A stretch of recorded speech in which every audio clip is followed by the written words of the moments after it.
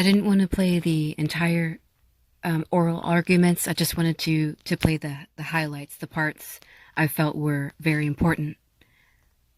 Is Mass Rule 27B.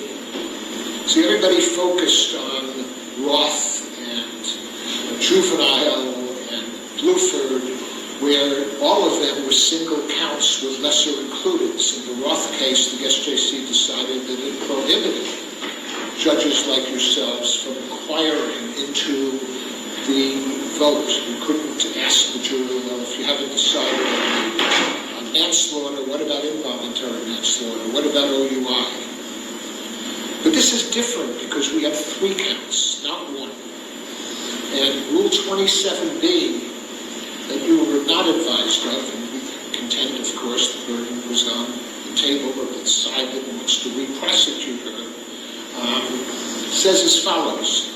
The judge may declare a mistrial as to any charges upon which the jury cannot agree upon a verdict, provided, however, that the judge may first require the jury to return verdicts on those charges upon which the jury can agree and direct that such verdicts be received and recorded. The advisory note is even more explicit.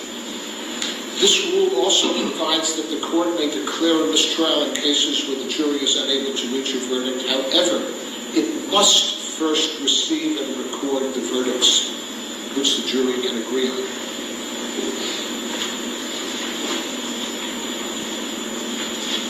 And if you remember, I went into depth about Rule 27B in 2 of my videos. I went into depth reading every sentence in that rule. And I drove the point home that Judge Beverly Cannone did not follow the rule. It gave her permission to declare a mistrial,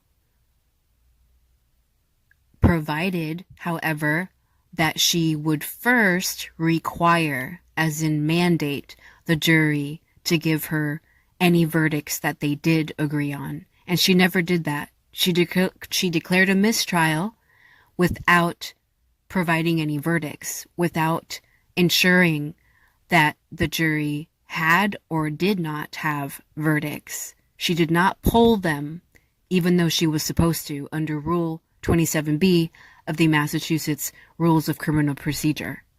And I am so grateful that Karen Reed's defense team finally used this argument. I was waiting for them to use this argument, and I'm so grateful. I listened to this live today, even though I was standing outside the courthouse. I listened to it live, and as I heard it, I had goosebumps. Just like, thank God they're fucking using the rule. Yes. That rule, had it been brought to the court's view, provided a viable option to a declaration of a mistrial. It would have justified the courts, it would have required the court, as well as justified, to ask the jury whether or not it was an impasse on all counts, or rather than just one. So the Supreme Court not only puts the heavy burden on the prosecutor, it provides a set of guidelines which were established back by the Stewart case and repeated most recently by the Taylor case. And they even call them 2 principles guiding our review of manifest necessity. One is counsel must have been given, and the word must implies it as a mandatory, as an imperative. Quote, counsel must have been given full opportunity to be heard, and I'll address that second. And, quote, the trial judge must have given careful consideration to alternatives to a mistrial. These are the legal imperatives, and we contend respectfully, for a variety of reasons, that neither of those 2 guiding principles were met by the evidence of what occurred on July 1, where we have the chronology, if Your Honor, taking argument from counsel regarding the morning note, and the prosecutor didn't want a TUI instruction. The defense counsel did. Your Honor elected to give a TUI instruction. And 4 hours later, the jury sent a second note. Unfortunately, there was no convening of counsel and no request for counsel's position, no opportunity for Mr. Yannetti and Jackson to speak to Miss Reed. After all, it's her rights, not just theirs.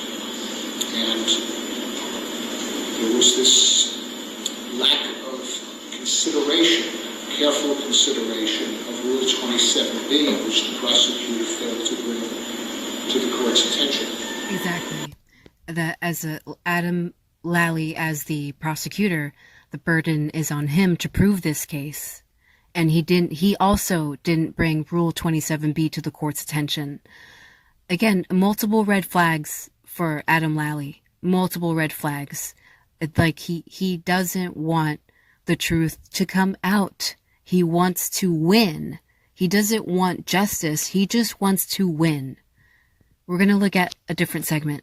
This segment is toward the end. So the defense spoke first, and then the prosecution spoke. Adam Lally spoke, and he tried to say Rule 27B didn't apply. He tried to make up his own definition of Rule 27B. I'm not even going to play what he said.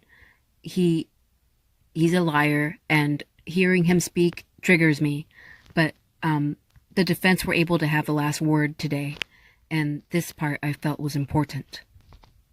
To do no more than ask them what you would ask if they came out and said we had a verdict, which is, did you unanimously determine as a final determination that Miss Reed is innocent of counts 1 and 3? Was your decision unanimous? Did any juror dispute it? That's very different than probing the subjective state of mind or probing for what other jurors said that caused somebody to reach that unanimous verdict. If Mr. Lally's concerned it wasn't a final verdict, Your Honor can ask the question, was it a final verdict? Was there ever a deliberation again after you reached that unanimous decision?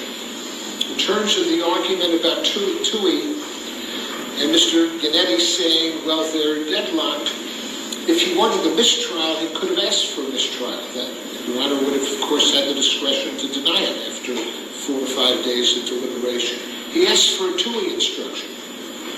And what's inferred by a Tui or a Rodriguez instruction in the state court, Tui, I think is a 19th century federal case, is that you have hope when you're asking for the Tui instruction. My experience, usually the prosecutor is confident in the jury that wants the Tui instruction to try to get the majority to overcome the minority and get to a guilty verdict. Here you had the defense lawyer asking for a Tui instruction, reflecting that he wanted further deliberations.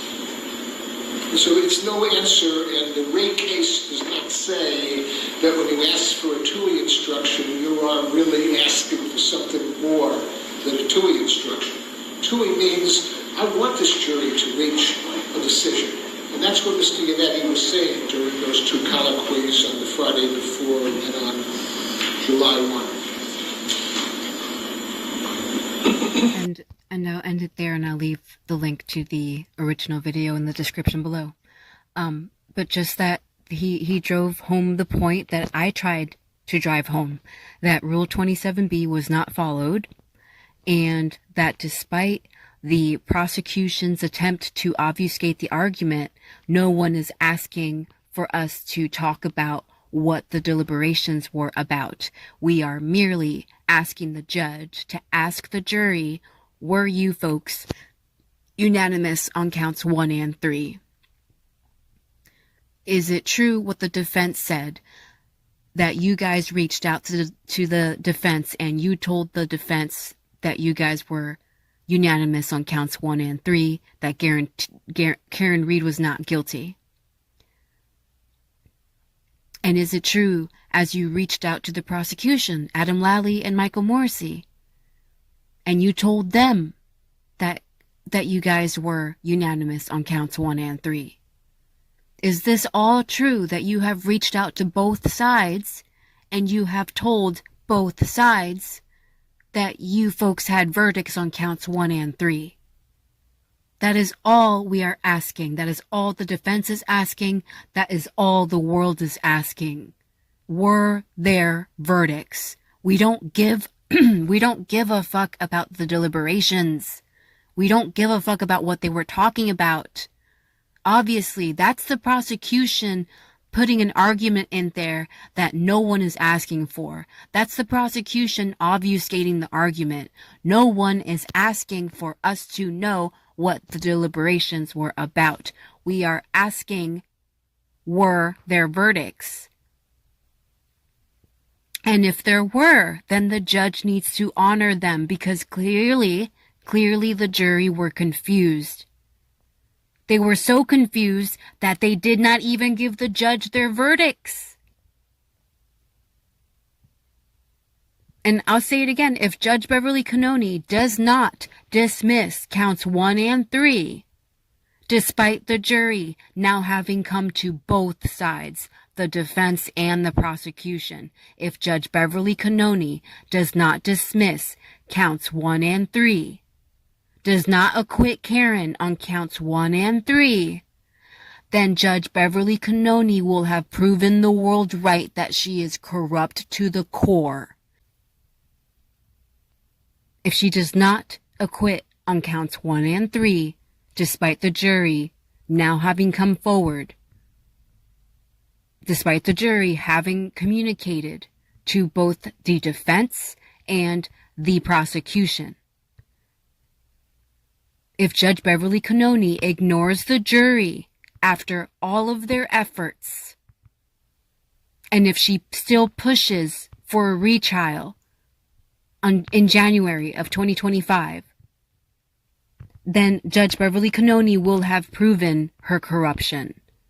There will be no denying after that she is corrupt, and she cannot be trusted, and she should not sit on the seat ever again.